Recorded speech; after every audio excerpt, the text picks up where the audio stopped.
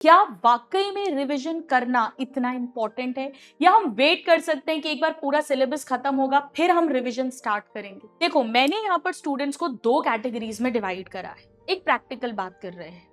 Depending upon कुछ students ऐसे होंगे जो अपनी करंट क्लासेस को कंप्लीट करने के बाद भी 30-40 मिनट 50 मिनट का जिनको समय बचता होगा, जहां पर वो रिवीजन कर सकते हैं। अगर आपकी 3 क्लासेस भी होती हैं, आप 20-20-20 मिनट भी मान लो, 15-15 मिनट भी मान लो, 45 से 50 मिनट्स आपको निकालने पड़ेंगे। आप देख लेना, आप कहीं ना कहीं टाइम वेस्ट करते होगे। Hello my dear students, this is doctor Akanksha Agarwal, आपकी गुरु माँ।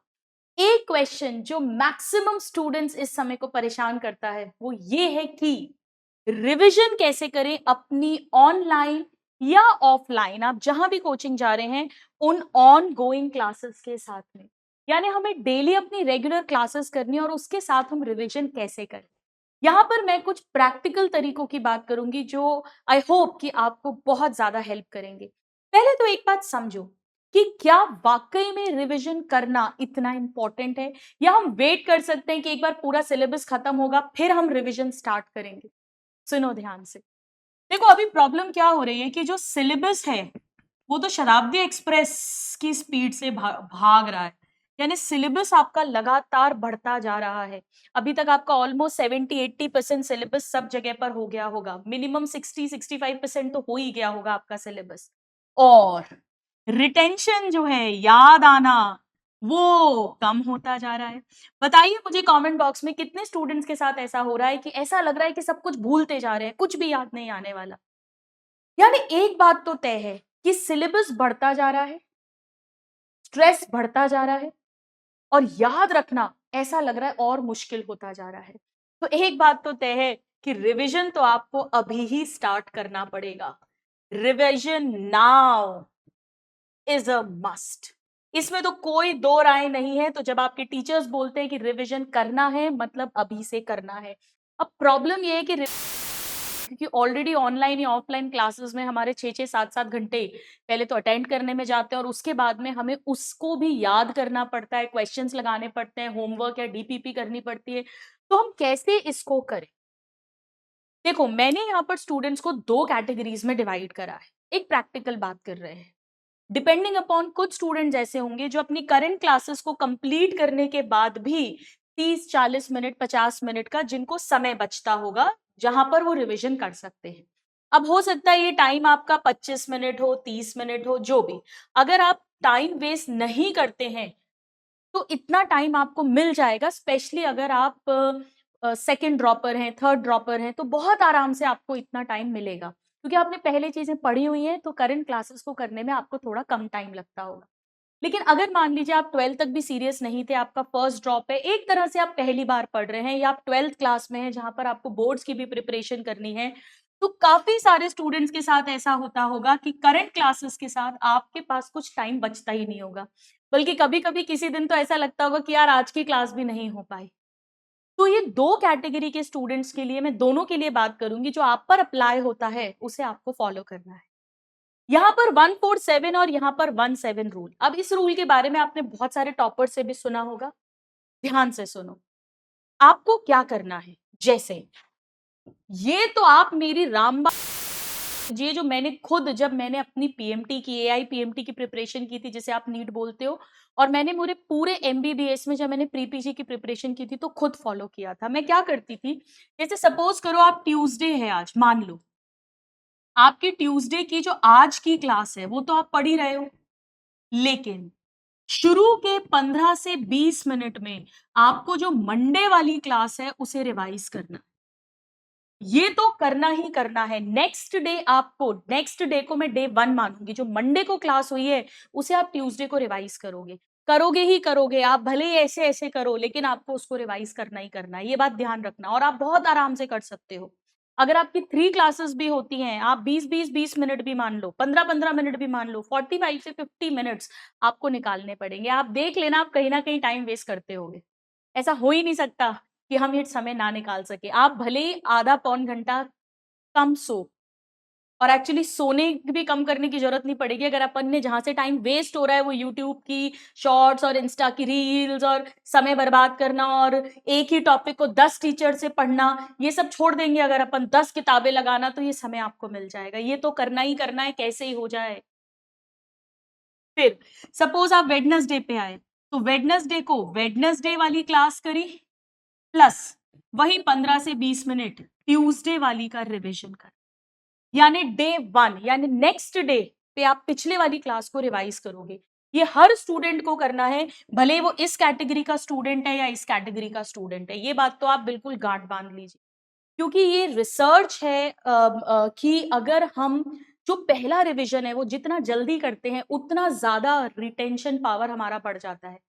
अगर हम फर्स्ट रिवीजन 20 घंटे के अंदर अंदर करते हैं, 24 से 30 घंटे में करते हैं, तो 70% तक 70% से ज्यादा हम उसे रिटेन रख पाते हैं। तो ये बहुत ज्यादा इंपॉर्टेंट है, इसे सबको फॉलो करना ही करना है। अब आप क्या करोगे, मंडे की क्लास आपने ट्यूसडे रिवाइज कर ली, ट्यूसडे वाली वेडनेसडे कर ली, वेडनेसडे वाली थर्सडे, थर्सडे वाली फ्राइडे, फ्राइडे वाली सैटरडे और सैटरडे वाली संडे। अब एवरी संडे आपको वीकली रिवीजन करना है। ये भी सबको करना है, आप किसी भी कैटेगरी के स्टूडेंट हो, पूरे हफ्ते का रिवीजन यानी मंडे टू सैटरडे का रिवीजन आपका संडे को होगा। अब बहुत ध्यान से सुनो, अगर आपके टेस्ट भी होते हैं संडे को, भले ही टेस्ट होते हो, ये कॉम्प्रोमाइज नहीं होगा, इस बात को ध्यान रखना। नॉर्मली क्या होता है, 2 बजे से टेस्ट है, हम पूरा दिन टेस्ट टेस्ट टेस्ट टेस्ट करते हुए पढ़ते हैं, वो नहीं करना है। टेस्ट के लिए पूरे 15 दिन तैयारी करो ना, उतने ही नंबर आएंगे। आप संडे को बर्बाद नहीं कर सकते हो। ये जो पूरे हफ्ते 2 हफ्ते में जितना भी टेस्ट का ड्यूरेशन था लास्ट टेस्ट से, उसमें जो पढ़ा है उसके अकॉर्डिंग टेस्ट देना है, पर ये करना है। और ये सुबह से स्टार्ट कर देना भाई, मॉर्निंग से ही स्टार्ट कर देना। आप ऐसा नहीं कि टेस्ट के बाद करूंगा, शाम को आके करूंगा, नहीं होने वाला है। इसकी प्लानिंग करना आपको ज़रूरी है। आप सैटरडे को ही अपनी जागृति डायरी, जैसे मैं कहती हूँ, अपनी डायरी बनाओ और उसमें लिखो कि मैं संडे को किस समय पे कौन से दिन की क्लास क्या-क्या रिवाइज़ करूँगा। संडे को बहुत ज़्यादा यूज़ करने की ज़रूरत है, इसे बिल्कुल वेस्ट मत करो। और बीच में कोई हॉलिडे आ जाए, कोई न्यू ईयर का हॉलिडे आ गया, कोई अब तो वैसे कम ही बचे हैं छुट्टियाँ, तो अगर कभी आपकी कोचिंग की छुट्टी आ जाए, तो उसको तो आप भगवान की नेमत समझ के बिल्कुल बर्बाद मत करना। ठीक है? वरना क्या होता है, जनरली टेस्ट वाले दिन बच्चे कुछ पढ़ते ही नहीं है। ऐसा लगता है जैसे पत्थर तोड़ कर आए हैं। नंबर भी नहीं आ रहे हैं टेस्ट में, टेस्ट के लिए भी नहीं पढ़ रहे हैं और उस दिन भी नहीं पढ़ रहे हैं। ये गलती मत करना। संडे गोल्डन अपॉर्च्युनिटी है। यानी 7th डे रिवीजन होगा। तो फर्स्ट डे और 7th डे करना ही करना है। अब जिन स्टूडेंट्स को टाइम मिलता है, वो 4th डे पर भी रिवाइज करें। यानी 1, 2, 3 का रिवीजन 4th डे पर होगा। फर्स्ट वाला 4th डे पे, सेकंड वाला 5th डे पे, यानी जिस दिन जो क्लास पढ़ी है उसके चौथे दिन पर भी आपको रिवाइज कर। तो इन स्टूडेंट्स की वो चीज 2 बार रिवाइज हो रही है, एक बार 7th डे, एक बार 4th डे, और इनकी वो चीज एक बार रिवाइज हो रही है। कोई बात नहीं है, बट एटलीस्ट रिविजन हो रहा है। टोटल यहाँ पे 3 रिविजन हो रहे हैं, डे 1, डे 4, डे 7, और यहाँ पे 2 रिविजन हो रहे हैं, डे 1, डे 7। हो सकता है शुरू में आपको दिक्कत हो, बिलीव मी, इन बच्चों को शायद और ज्यादा मुश्किल लगे।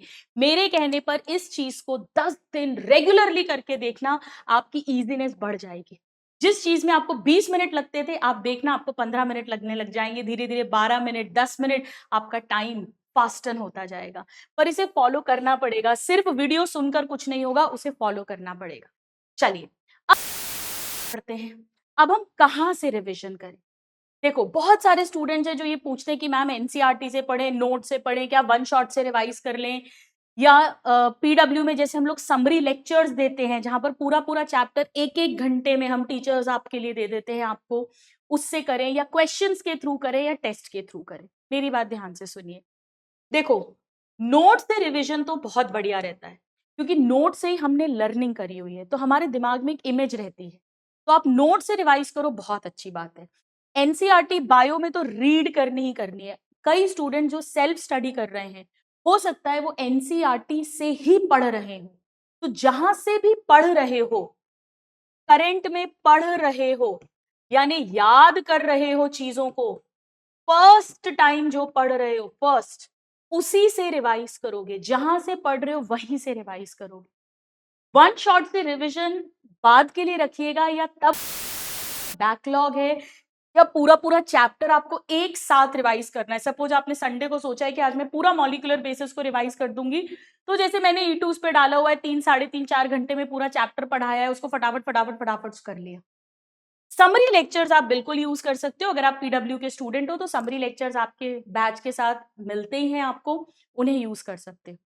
अब क्वेश्चंस के थ्रू भी रिवीजन कर सकते हो, बट फिजिक्स केमिस्ट्री, बायो में थ्योरी ही रिवाइज होगी, बायो में थ्योरी के थ्रू ही रिवीजन होगा। क्वेश्चंस लगा लो साथ में, लेकिन थ्योरी के थ्रू रिवीजन होगा, ये बात ध्यान रखना। और एक एक वर्ड, एक एक लाइन इंपॉर्टेंट है, जो भी आपके टीचर्स पढ़ा रहे हैं, जहां भी पढ़ रहे हैं। तो फिजिक्स केमिस्ट्री में आप इसे यूज कर सकते हैं, और बाकी वो टीचर्स आपको आपके बेस्ट गाइड और कर सकते हैं। टेस्ट के थ्रू रिवीजन मैं बहुत ज्यादा रिकमेंड नहीं करूंगी, क्योंकि आपकी ऑनलाइन ऑफलाइन जहां भी क्लासेस है वहां पर कुछ और सिलेबस ऑलरेडी चल रहा होगा, टेस्ट या ज्वाइन कर रहे होगे वहां पर कुछ और चैप्टर्स पुराने आ रहे होंगे। करंट के साथ इतना सारा पुराना करना हर स्टूडेंट के लिए मुमकिन नहीं है, मेजॉरिटी के लिए मुमकिन नहीं है। तो टेस्ट आप 100% पढ़कर जा पाओ, ये अभी थोड़ा सा मुश्किल हो रहा होगा। तो टेस्ट के थ्रू रिवीजन वही स्टूडेंट्स करें जिनकी बहुत अच्छी प्रिपरेशन चल रही है और जो 100% टेस्ट के लिए तैयारी कर पाते हैं। वरना टेस्ट के थ्रू रिवीजन अभी मैं रेकमेंड नहीं करूंगी, ये तभी रेकमेंड करूंगी जब आपका सिलेबस एकदम अच्छे से हाथ में आ जाए। यानी हमारे पास बेस्ट जो है वो एक तो नोट्स है। फिजिक्स केमिस्ट्री में आप जो क्लास के क्वेश्चंस टीचर्स के कराए हुए हैं उनके थ्रू कर सकते हैं, समरी लेक्चर्स को यूज कर सकते हैं। और समरी लेक्चर नहीं है आपके पास, बेस्ट है अपने नोट से, जहां से भी, या तो एनसीईआरटी से अगर पढ़ा है या नोट से जो पढ़ा है। अब कंप्लीट चैप्टर करें या इंपॉर्टेंट टॉपिक्स करें, ये भी एक बड़ा भारी प्रश्न होता है।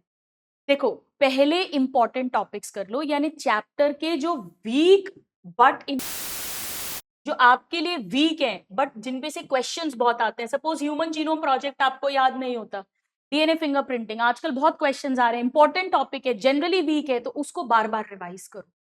मैं हमेशा बोलती हूँ एक छोटी सी डायरी बना लो जिसके अंदर आप साइंटिस्ट के नेम्स, इंपॉर्टेंट डेट्स, ये सब रखो। इसको हर तीसरे चौथे दिन एक बार फटाफट फटाफट 2 पेज पढ़ लिए। पर ये आपको करना पड़ेगा, ये डे 1 से, अभी से, चलो अभी से शुरू करो, जितने चैप्टर्स बचे उनकी हैंड टू हैंड बनाते जाओ। तो रिवीजन कहाँ से करें? अपने नोट से करो और क्लास में कराए गए क्वेश्चन से। ये बेस्ट तरीका है रिवीजन का। या समरी लेक्चर्स, आप इसमें ना पॉडकास्ट भी सुन सकते हो। जो कंपटीशन वाला चैनल है उस पे पॉडकास्ट भी है बायोलॉजी का अवेलेबल, उसके थ्रू भी आप रिवाइज कर सकते हो, जिसमें एनसीईआरटी को वर्बली बोलकर बताया गया है। तो ये तो हो गए आपके कुछ रिवीजन के सोर्सेस। अब रिवीजन का उद्देश्य क्या होगा? देखो, करना है, एक बात समझो, रिवीजन का ये मतलब होता है कि जो नेक्स्ट यानी सेकेंड रिवीजन होगा, फर्स्ट रिवीजन का उद्देश्य ये है कि जो सेकेंड रिवीजन होगा उसमें हमारा टाइम और रिड्यूस हो जाए। यानी हर बार सब कुछ रिवाइज नहीं किया जाता। ध्यान से सुनो, जब आप पहली बार रिवाइज करोगे, सपोज एक बात ध्यान से सुनो, अगर आपने फर्स्ट टाइम जो लर्न किया है अंडरस्टैंड करके, मैंने एक टॉपिक पढ़ा, मैंने उसे समझा और मैंने उसे याद करा, इसको आपने जितना अच्छे से करा है उतना आपके रिविजन्स इजी होने वाले हैं, उतना इजी होने वाला है। तो जो पहली बार आपको क्लास में कोई भी टीचर पढ़ा रहे हैं, उसको जब आप उस दिन घर पे सेल्फ स्टडी में अंडरस्टैंड कर रहे हो, लर्न कर रहे हो, उसको बहुत अच्छे, फिर जब आप नेक्स्ट डे उसका रिवीजन करोगे, आपको 2-4% याद आएगा, बाकी नहीं आएगा। यानी फर्स्ट रिवीजन तो आप पूरा ही करोगे, लेकिन उसमें आप मार्किंग्स करोगे, हल्की हल्की पेन या पेंसिल से आप मार्क करते जा रहे हो। और जब आप नेक्स्ट रिवीजन करोगे तो उसमें से भी आपको पता है कि ये 4 पॉइंट्स तो मुझे रटे हुए हैं, उन्हें आप दोबारा रिवाइज नहीं करोगे, उन्हें बस यूं देखते जाओगे और जहां अटकोगे उसको रिवाइज करोगे। हमारा उद्देश्य ये है कि हम हर बार रिवीजन में पॉइंट्स बनाकर या स्टार मार्क करके, star mark, 5 star, 4 star marking कर सकते हो, कैसे भी जैसे भी आपको मार्किंग्स करनी है वो करके अगले रिवीजन के लिए कम करते जाएं। हमारा उद्देश्य ये है कि जब तक ये सिलेबस खत्म होगा उसके बाद हमें पता हो कि मुझे मॉलिक्यूलर बेसिस में इन टॉपिक्स में यहाँ पर प्रॉब्लम है, ये मैंने मार्क करके रखे हुए हैं, अब मुझे सिर्फ पढ़ना है। क्योंकि कुछ चीज़ें ऐसी होती हैं जो कितनी भी बार याद कर लो पर फिर भी एक बार देख के जानी पड़ती हैं, भूलते हैं। तो हर बार पूरा नहीं पढ़ना होता है। वन शॉट भी देखोगे, समरी लेक्चर देखोगे, कहीं से भी पढ़ोगे आप, अपने खुद के नोट्स पढ़ोगे, पूरा कभी ऐसा थोड़ी ना शुरू से लाइन 1 से उसी स्पीड से हर बार रिविज़न होता है, नहीं।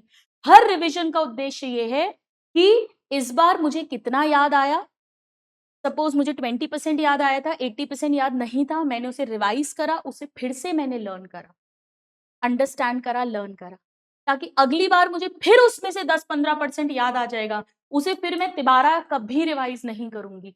वो आ जाता है एग्ज़ाम में याद, ऐसा लगता है हम भूल जाएँगे।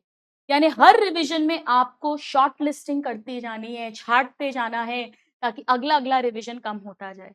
ताकि जब हम आखिरी के 1 महीने और फिर 15 दिन और फिर 1 हफ्ते में पहुँचे, तो हमारे पास क्रिस्प चीज़ें आ जाएँ कि अब बस ये रिवाइज़ करना है।